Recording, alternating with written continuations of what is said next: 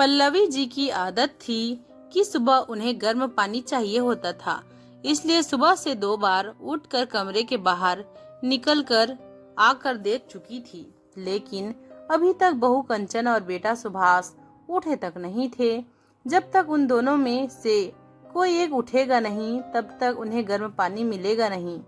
बात यह नहीं थी कि पल्लवी जी गर्म पानी कर नहीं सकती थी।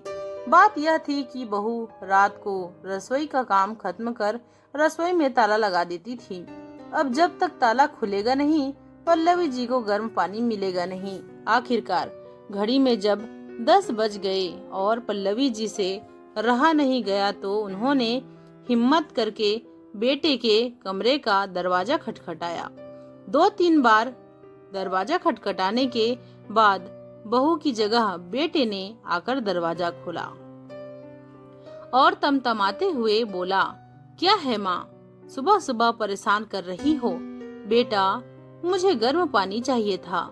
रसोई में ताला लगा हुआ है, तो तुम रसोई का दरवाजा खोल दो ताकि मैं गर्म पानी कर सकूं।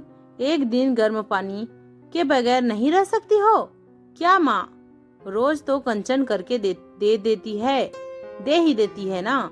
आज संडे था, इसलिए सोचा था कि थोड़ा आराम से उठेंगे, पर आप भी ना।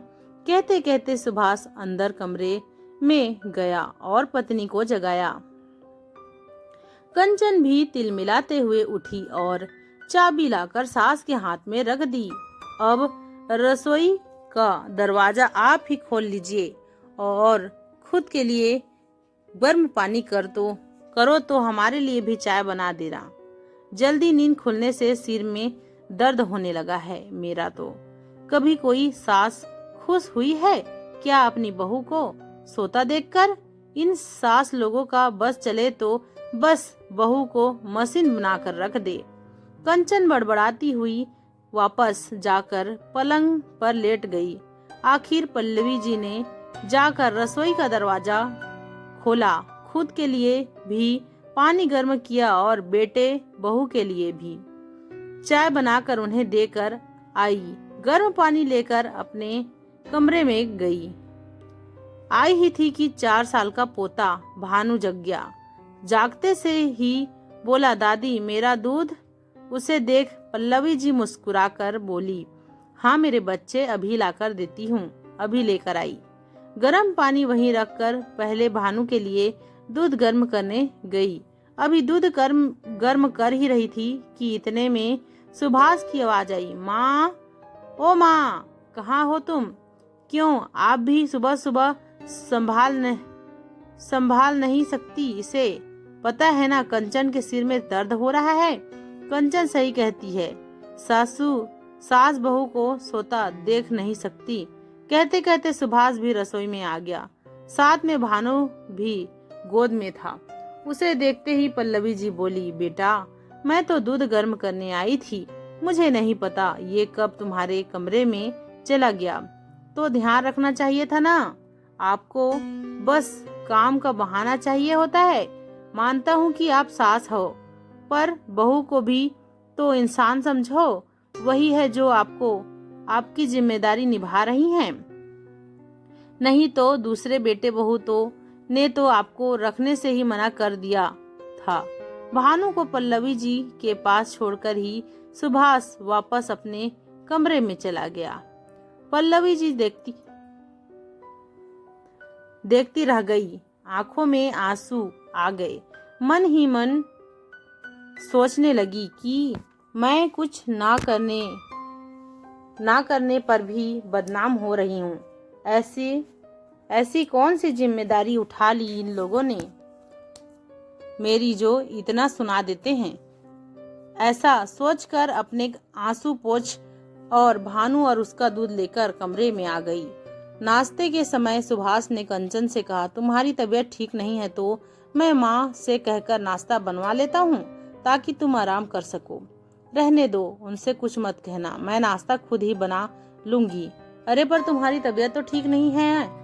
नहीं, मैं खुद ही नाश्ता बना लूंगी। उनका क्या भरोसा कौन सा सामान उठाकर अपने दूसरे बेटे बहू को देकर आ जाए। अक्सर रसोई से सामान कम हो जाता है। मुझे तो पूरा यकीन है माँ जी ही सामान की हेरा फेरी करती हैं और अपने उन बेटे बहू को देकर आ जाती हैं और जाकर रसोई में नाश्ता तैयार करने लगी। कंचन को रसोई में नाश्ता तैयार करते देखकर सुभाष गुस्से में आकर पल्लवी जी से बोला, देख लो, ये सब आपके कारण है। उसकी तबीयत खराब है पर भी नाश्ता तैयार कर रही है। आपकी इन्हीं हरकतों के कारण परेशान हो चुके हैं हम। पता नहीं भगवान भी हमें चैन से कब रहने देगा। पल्लवी जी उसकी बात सुनकर हैरान रह गई।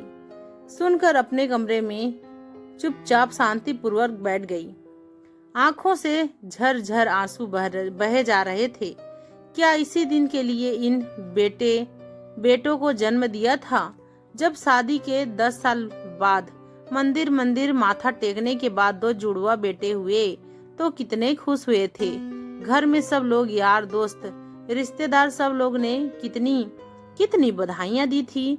सासू माँ तो बलाइयां ले जा रही थी।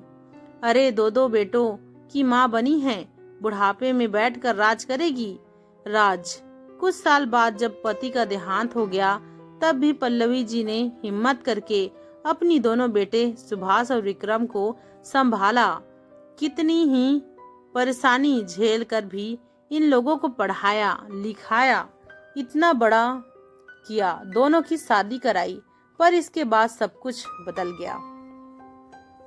दोनों बहुओं की आपस में बनी ही नहीं। इस कारण बेटों में भी झगड़े होने लगे। आखिरकार दोनों बेटे अलग हो गए। पल्लवी जी के पति ने 2 मंजिला मकान बनवाया था। उसी में ऊपरी मंजिल पर विक्रम अपने पत्नी के साथ रहने लगा और नीचे वाले फ्लोर पर सुभाष अपनी पत्नी और पल्लवी जी के साथ रहने लगा। पल्लवी जी को रखने को लेकर भी दोनों भाइयों में बहस हुई थी। विक्रम ने साफ मना कर दिया कि वो माँ को अपने पास नहीं रखेगा, तो सुभाष को अपने पास पल्लवी जी को रखना पड़ा। सच कहें तो इस समय की बधाइयां आज कानों में चुभ रही थी। थोड़ी देर बाद सुभाष कमरे में आया और नाश्ते की प्लेट पल्लवी जी के सामने टेबल पर रखते हुए, या यूं कहें पटकते हुए बोला, लो नाश्ता कर लो। आखिर एक बहू को ही परेशान करते जाओ, दूसरी से कोई लेना देना ही नहीं। पल्लवी जी को सुभाष की बात बहुत बुरी लग रही थी। उन्हें ऐसा लग रहा था जैसे नाश्ते की प्लेट उन्हें चिढ़ लग रही है। ऐसा खाना भी किस काम का जो तिरस्कार करके दिया जाए। पल्लवी जी ने उस नाश्ते की प्लेट को हाथ भी नहीं लगाया। आखिरकार पल्लवी जी ने काफी सोचा और सोच समझकर वो एक निर्णय पर पहुंची। शाम को विक्रम अपनी पत्नी के साथ बाहर कहीं घूमने जा रहा था। शुभम और कंचन भी बाहर ही खड़े हुए थे कि तभी एक प्रॉपर्टी ब्रोकर उनके घर पर आया। उसे देखकर चारों बेटे बहू हैरान रह गए। उसने आते ही पूछा, क्यों, क्या मैं पल्लवी जी से मिल सकता हूँ? आपको पल्लवी जी से क्या काम है, हमें बताइए, हम उनके बेटे हैं। सुभाष ने कहा, जी पर मुझे पल्लवी जी ने फोन करके बुलाया है। सब एक दूसरे को हैरानी से देखने लगे। इतने में पल्लवी जी अंदर से आई। क्या हुआ, क्या आप ही पल्लवी जी हैं? जी मैं ही पल्लवी जी हूँ। आप जी, आपने सुबह फोन किया था मकान को बेचने की बात करने के लिए? अरे हाँ, मैंने ही आपको फोन किया था। इससे पहले पल्लवी जी आगे कुछ कहती, सुभाष बोला, कौन सा मकान बेच रही हो आप? हमसे पूछे बगैर आप ये निर्णय कैसे ले सकती हो? माँ, मकान बेच दोगी तो हम कहाँ जाएंगे? विक्रम ने भी कहा, कभी मेरे बारे में सोचा था कि मैं कहाँ रहूंगी, कैसे रहूंगी? सुनने में तुम लोग तो मुझे कोई कसर नहीं सुनाने में तुम लोग तो मुझे कोई कसर नहीं छोड़ते हो। मकान तो मेरे पति का बनाया हुआ है, मेरे नाम पर है, फिर किस हक से मकान में हिस्सा मांग रहे हो? पर माँ जी, समस्या क्या है? मकान को बेच दोगी तो आप उन पैसों का क्या करोगी? क्या? कंचन ने कहा, सोच रही हूँ कि वापस गांव चली जाऊं, जहां से जिंदगी की शुरुआत की थी। वहीं जाकर अपनी जिंदगी के अंतिम दिन देखूंगी। इसलिए मैं मकान बेचकर गांव में ही जमीन खरीद रही हूँ और वही रहूंगी। फिर हम लोगों का क्या? छोटी बहू ने कहा, मुझे नहीं पता, तुम लोगों के तो हाथ पैर चलते हैं और उससे भी तेज जबान चलती है। अपने आप कमाओ और अपनी प्रॉपर्टी बनाओ, बाकी मुझे नहीं पता। माँ, तुम इतनी स्वार्थी कैसे हो सकती हो? सुभाष और विक्रम एक साथ बोले। जो भाई एक दूसरे की शक्ल देखना पसंद नहीं करते थे, आज एक साथ हो गए थे। माँ को महानता का चोला मत पहनाओ। जैसे बेटे स्वार्थी हो सकते हैं, वैसे ही माँ भी स्वार्थी हो सकती है। और तुम जैसे बेटे हो तो माँ ऐसी ही होनी चाहिए। मैं यह मकान बेच रही हूँ और यह मेरा अंतिम निर्णय है। तुम लोग अपना बंदोबस्त देख लो। कहाँ कर पल्लवी जी उस ब्रोकर को मकान दिखाने चली गई। कुछ महीने बाद वो मकान बिक गया और पल्लवी जी गांव में एक मकान लेकर वहीं रहने लगी। फ्री टाइम वह बच्चों को पढ़ाती थी और गांव के शांत वातावरण में अपनी जिंदगी जीती थी। बहू तो पराई थी, लेकिन तुमने कैसे बहू की बात मान ली?